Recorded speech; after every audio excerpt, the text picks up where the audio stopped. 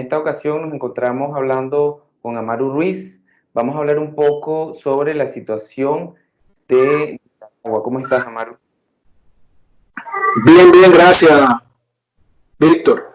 Que me comentes un poco sobre la situación de la quema de los bosques que está sucediendo en este preciso momento en Nicaragua. Mira, Víctor Manuel, realmente hay una preocupación y es lamentable que nuevamente vemos eh, incendios forestales en varias partes del país. Estamos observando puntos de calor e incendios forestales que han sido denunciados por las poblaciones locales. Eh, el día de ayer mencionamos el incendio en la Reserva Biológica Indio Maíz, precisamente en el ecosistema del refugio de vida silvestre Río San Juan, pero también supimos de hace 4 días el incendio en la Reserva Natura en San Rafael del Sur, que es parte de los departamentos de Managua. Vimos también incendios en las serranías de Dipilto, esto es en el departamento de Nueva Segovia. Vemos también incendios en Miraflor, que es parte del departamento de Estelí. Hace una semana vimos incendios en los humedales de Bluefield, de la bahía de Bluefield. O sea, también nos han reportado incendios cerca del volcán Chonco. Es decir, una serie de incendios forestales que lamentablemente estamos viendo y que el nivel de respuesta y capacidad del Estado frente a esos incendios es muy poca. Y como sucedió hace 2 años, ya nos quedó de experiencia que las instituciones del Estado no necesariamente tienen la voluntad política de atender estos incendios. Entonces, a raíz del llamado público y de las personas en redes sociales que compartieron, o ciudadanos como vos que compartiste estas publicaciones, o medios de comunicación, es que se pudo presionar para que las autoridades se lograran pronunciar el día de hoy. Por ejemplo, hoy vimos el pronunciamiento del Ministerio de Gobernación con el cuerpo de bomberos unificados, que son parte de su equipo, y vimos también en una publicación muy escueta del Ministerio de los Recursos Naturales, donde se dice que ellos estaban ya haciendo presencia para atender el incendio en Dipilto. Es decir, solo y solo sí con la reacción de la población en general y de la demanda de atención de redes sociales es que pueden actuar. Recordemos que algunos incendios como el de Dipilto o el de la Reserva Natura tienen más de 5 días de estar sucediendo, pero hasta ahora que de alguna manera hay una demanda de la población en redes sociales y en diferentes medios de comunicación, es que se atienden estos desastres. Yo quiero decirte que sobre todo en época de verano en Nicaragua existen malas prácticas para el tema de la producción, pero también para la producción, por ejemplo, utilizan los procesos de roza, quema, para instalarse y generar los procesos de producción. Pero muchos de estos incendios también están relacionados a los procesos de invasión de áreas protegidas o a los procesos de caza ilegal. En el caso del bosque seco, es común ver que estos incendios son provocados por los que cazan para esta época de verano y de Semana Santa, los benditos garrobos, porque uno de los métodos que utilizan es la quema de los huecos para que el garrobo salga de su nido y poder atraparlo y comercializarlo. Recordemos que culturalmente esta es una época donde no se puede comer carne roja o carne con pelo, dirían las comunidades indígenas. Entonces lo que hacen es buscar otros animales, sobre todo animales silvestres, para la caza de estos animales. Utilizan incendios y provocan incendios forestales de este tipo, sobre todo en las zonas secas y en las zonas del bosque seco. Entonces, las diferentes acciones que inciden en la generación de estos incendios son diversas, dependiendo en qué lugar se ubique. Nosotros sabemos que, por ejemplo, en la Reserva Biológica Indio Maíz el incendio de hace 2 años y el incendio que ocurrió actualmente es provocado por invasores colonos que se asientan y que lo que hacen es tumbar y luego quemar para instalarse, ya sea para sembrar, producción agrícola de autoconsumo o para generar procesos de siembra de pasto para ganado ilegal dentro de la reserva.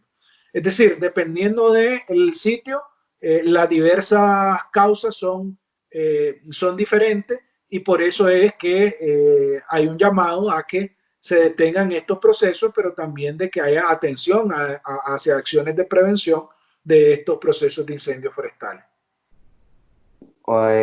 ¿Y el Estado de Nicaragua, sabiendo toda esta información, tiene alguna respuesta legal contra las personas que ejercen este tipo de delito? Mira, primero, estos delitos son delitos ambientales.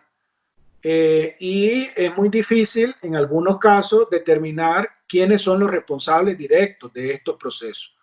Sin embargo, hace 2 años vimos que el responsable del incendio fue capturado, pero no fue procesado. El incendio en Indio Maíz hace 2 años, vimos que las autoridades capturaron al responsable de estos delitos ambientales, pero no fue procesado. ¿Qué quiere decir? Eso te da un mensaje de que la población puede seguir cometiendo estos delitos ambientales sin ninguna responsabilidad civil sobre la materia, sin ningún proceso de juzgamiento. Y lo que hubo fue un proceso de amonestación municipal en el que le cayeron algunas horas ecológicas que tenía que hacer en la municipalidad, pero realmente el delito que cometió implicaba incluso pasar unos cuantos años en la cárcel, además de una multa.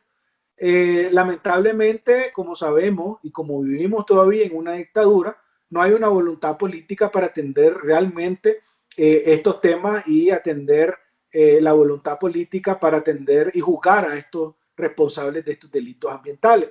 Entonces es muy poco lo que se puede hacer. Lo que sí es cierto es que debemos de cambiar esta realidad cultural, sobre todo de lo que sucede en época seca, que es donde la materia vegetal está más vulnerable a ser incinerada y a generar procesos de incendios que puedan extenderse, como el caso de que se ha extendido en el departamento de Nueva Segovia, en la serranía de Ipilto. Entonces, son acciones que de alguna manera el Estado nicaragüense es el responsable y el que debe de atender. Es decir, ellos tienen la potestad, ellos son los que reciben impuestos de cada uno de sus ciudadanos y los que administran el presupuesto general de la República. Y vemos que todavía el Ministerio de Marina es uno de los entes que menos recibe recursos para atender el tema ambiental en el país, cuando sabemos que el tema ambiental es uno de los ejes principales de atención para Nicaragua. Vecino.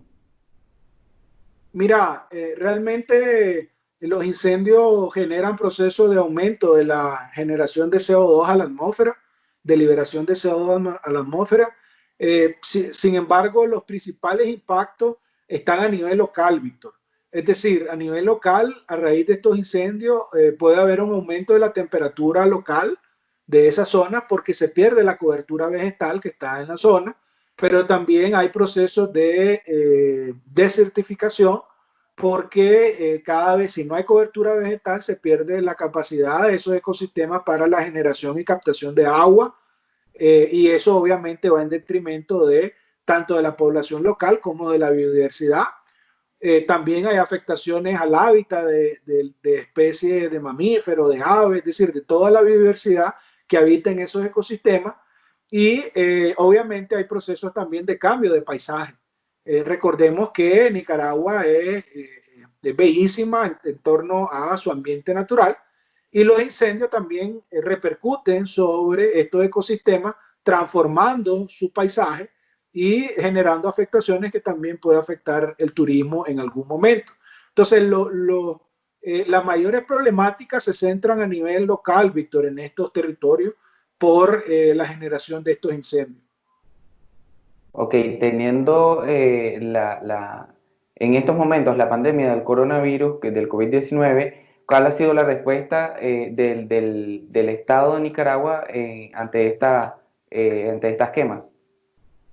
Sí, como te decía, lamentablemente solo hasta cuando hubo presión de la población en general y empezó a compartir la información que habíamos subido de diferentes fuentes de información, es que hubo un pronunciamiento de varias autoridades y también hubo una acción del ejército de Nicaragua mandando tropas a distintos sitios para tratar de ayudar a detener estos incendios.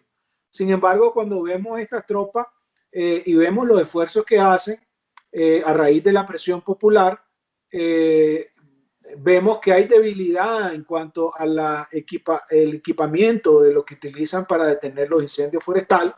Lo están haciendo con bombas de fumigación que llenan con agua y tratan de detener, pero vemos que eso no es decir, es muy poco lo que se puede hacer porque no hay inversión para atender el tema de los incendios forestales en el país.